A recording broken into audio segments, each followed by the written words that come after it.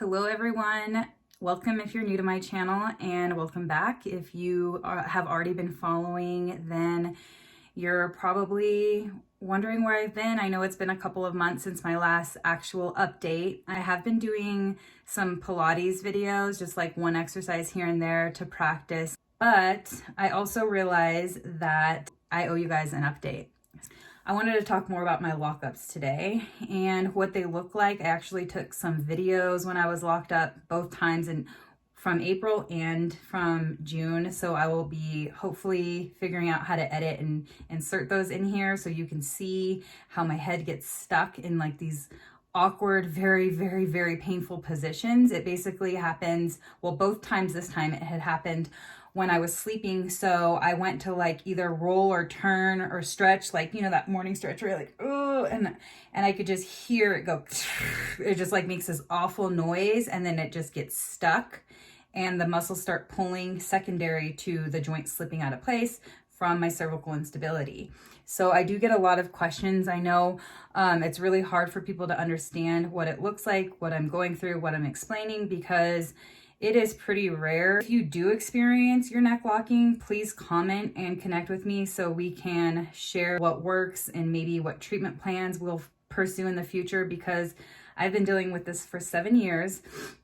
And although I've gotten a lot better from my PRP treatments, I still have to be very careful about what I can do. So before, I was avoiding all activity, like everything, laundry, cooking, dishes, you name it. Now I can do some cooking, some laundry, but I have to take a lot of breaks, and I kind of limit myself to one task per day. It also helps that my kids are getting bigger, so I'm not having to lift them up as much. Anytime I am looking down or using my arms, for instance, in April when I locked up, it was my daughter's birthday and I was baking a cake, so just stirring and looking down, and then I helped her bake some cookies for her birthday, and so just supervising that and looking down and like cutting and rolling the dough was too much. So that's really not a lot of resistance, but when you have a lot of cervical instability, like the tolerance is really low for the activity, and I just really can't tolerate a lot of activities at all still.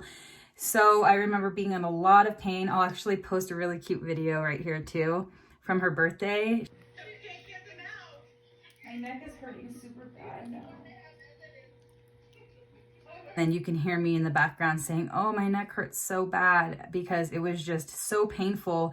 And then I went to bed that night in a lot of pain. And that morning when I went to roll or stretch, my neck went out on me. And so that's what happened in April. And when it gets stuck, like I literally couldn't get out of bed that time in April. My husband had to lift me up and I was cursing. I was in so much pain, like excruciating tears. Even when I was resting my head against the recliner, because that's all I can do is rest and lay on ice literally for days until it starts to slowly release and calm down. Even when I was like leaning my head that time, you can see all my muscles bulging out in my neck because they're just so spasmed out that they can't turn off, and they're just bulging out in here. So I'll post that picture right here. Normally it takes me 4 to 5 days of doing nothing but laying on ice and making sure my head is supported. And even when I get up to like go to the bathroom or eat, I can only tolerate like a quick stand up and do something because my neck is in so much pain. And I'm so grateful that now, due to quarantine, my husband has been home. Whereas before, I was in a really bad position. I had 2 toddlers under 2, and they were both in diapers and they were both breastfeeding, and I was a stay-at-home mom. And when my neck would lock up, my husband would have to go to work, and I was stuck like having to push through this excruciating pain to take care of these children that obviously depended on me. And there were days where I just didn't have anyone to help. So it would really just prolong the healing. Like I would be stuck in a lockup for up to 2 weeks sometimes, and then I would start to recover, and then I could quickly get set back into another lockup if it doesn't heal enough. So I've kind of learned my body. I've learned to listen to my body, which is seriously key. So I've been doing better. My husband actually broke his collarbone. Obviously, he can't do everything with one arm, and we went camping. And so I had to help lift like an ice chest, and I did use like both arms, and I used my leg and everything to make it as easy as possible. And he still had the other side. So I wasn't lifting the whole thing, just half of a side for like 2 seconds. And then I was really sore from that. And then enjoyed a few days camping, by the time we got home, the ice chest was light. I did do a little bit of paddleboarding, like maybe 5 or 10 minutes. That was fun, but just barely paddling. That's something I love to do, but also haven't been able to really partake in. But we did buy a paddleboard from Costco. It's the blow up one, and I've always wanted one. So that was super exciting. And I had to test it out when we went camping. And I saw a school of fish like on the side, like right below me, and I kept following them. There was like, I'd say 50 to 100 rainbow trouts. And I haven't seen anything like that in a long time. So it was really exciting to be on the water. Sometimes you just got to live a little, even if it's like at the cost of your health. But obviously I felt like I can afford that risk. And then I went bike riding to the beach, which was about 3 miles away, a couple days after the camping trip, which I normally avoid as well.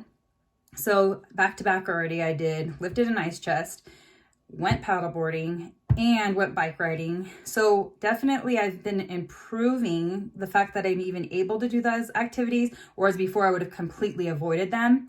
And then I think what really topped me off was like, so I was sore from all of those things. My spine was really sore because even like the little like shock absorption on the bike, and then if you go up a hill, you have to kind of pull through the handlebars. All of that's really hard for my neck. But that night it was really, really, really, really hot because I sleep between both my babies, and their body heat is just like really hot. Plus it's summer. So I was freaking out. I was so hot, and I had to open the window, which I normally never do. And I kind of reached to open it, which normally if I had to open a window, I would get really close. The closer it is to your body, the easier it is. That morning, again, I went to stretch and my neck went out on me again. I think I'm 4 days out, and today I was able to get ready for the first time, which is nice.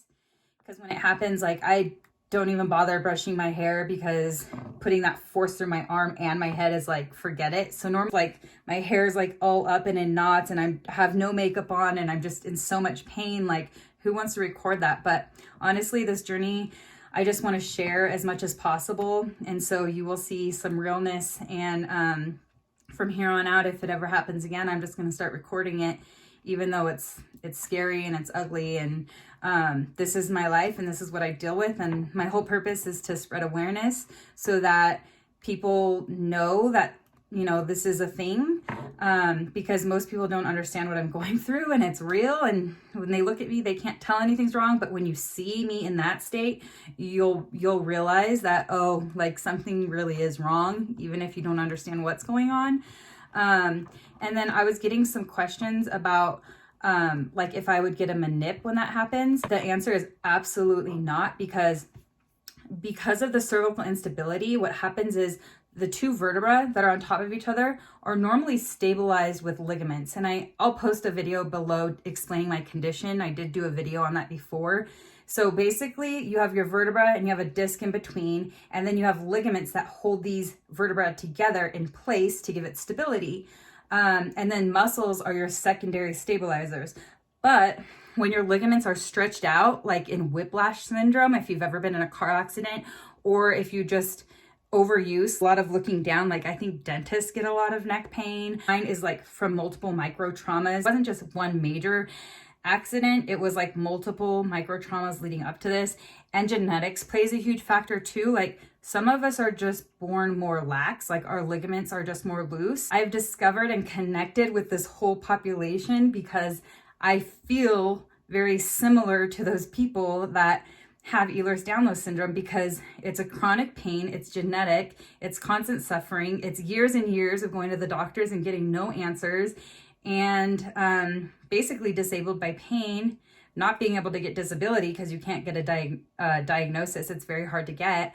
Trouble of improving because it pretty much is permanent. So a lot of it is just learning how to manage these symptoms. So I feel like I'm in a very similar boat. I am more genetically predispositioned. I don't have an Ehlers-Danlos syndrome diagnosis, and I did have an injury, but I feel very similar in the sense that all of those things apply to me. I have difficulty getting doctors to understand the severity of my condition. There's not a lot of research on it.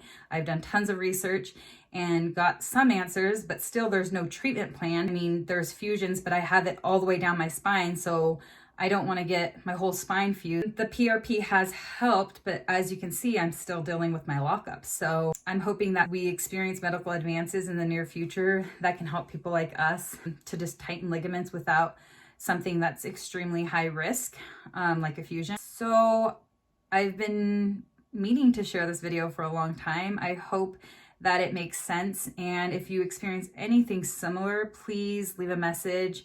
You can find me on social media and private message me. I use the same screen name on Facebook and Instagram, Danette Laura. So find me there, send me a message, let's connect. And I am actually studying yoga right now too. So I do plan to do like a more adaptive yoga. In case you haven't noticed, I've been doing some Pilates videos, and I do hope to be able to do more exercise videos, as someone was asking about neck exercises as well. So I do plan on doing more of that, and your guys' messages really encourage me to continue to do these videos. So thank you. If you're not already subscribed, please subscribe, because that's a little extra motivation for me too. I think it says that I just hit 50, which to me 50 is a really big deal. So thank you, thank you, thank you. I'm really excited about that. I hope to continue to grow this channel and to be able to help as many people as possible. I hope that you guys are all well, and I look forward to seeing you guys again next time.